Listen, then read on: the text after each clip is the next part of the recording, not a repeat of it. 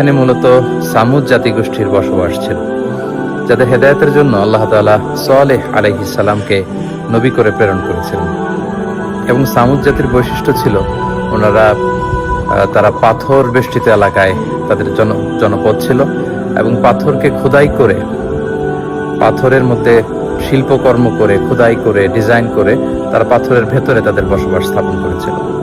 এবং সালেহ আলাইহিস সালাম যখন সামুদ জাতি গোষ্ঠীকে এক আল্লাহর দাওয়াত দেন, তখন সামুদ গোষ্ঠী নবুয়তির প্রমাণ হিসেবে সালেহ আলাইহিস সালামের কাছে একটি উট দাবি করেছিল যে আপনি যদি পাহাড়ের ভেতর থেকে একটি উট বের করে আনতে পারেন, সেই উট যদি এসে বাচ্চা প্রসব করে এবং দুধ দেয়, সেটা খাওয়ার পরে আমরা বুঝবো যে আপনি নবী।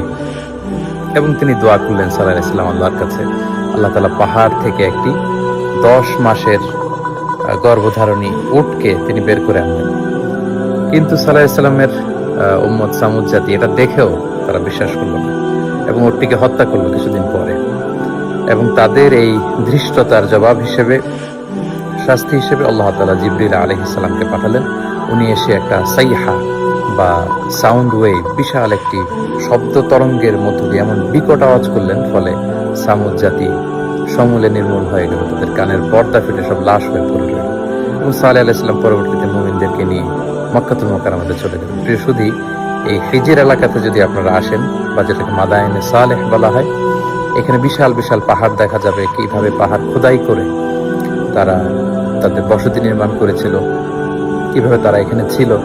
এবং ধ্বংসাবশেষ পরবর্তীতে এখনকার যে পাহাড়ি অঞ্চলটি কেমন, সেটা দেখে আসলে আমরা অবিশ্বাসীদের যে করুণ পরিণতি যুগে যুগে হয়েছে, যারা ধৃষ্টতা দেখিয়েছে আল্লাহর সাথে, আল্লাহ রাসূলের সাথে, আল্লাহর বিধানের সাথে, এবং যারা সীমা লঙ্ঘন করেছে, তাদের পরিণতি কি সেটা কিন্তু আমরা বুঝতে পারি। এবং তাদের এই পৃথিবী থেকে বিদায় নেওয়ার পরে কেমন রয়ে গেল ইতিহাসের চিহ্ন হয়ে এই মাদায়েনে সালেহ বা হিজর এলাকাটি, সেটি পরিদর্শনের জন্য এসেছে। আল্লাহ তাআলা কোরআনে বলেছেন, ফানদুরু কাইফা কানা আকিবাতুল মুকাদ্দিবিন, তোমরা পৃথিবী ঘুরে বেড়াও এবং অবিশ্বাসীদের সাথে আল্লাহ তাআলা যারা মিথ্যা প্রতিপন্ন করেছে আল্লাহর বিধানকে, আল্লাহর আইনকে, তাদের সাথে আমি কি আচরণ করেছি সেটা তোমরা ঘুরে দেখো এবং সেখান থেকে তোমরা শিক্ষা নাও।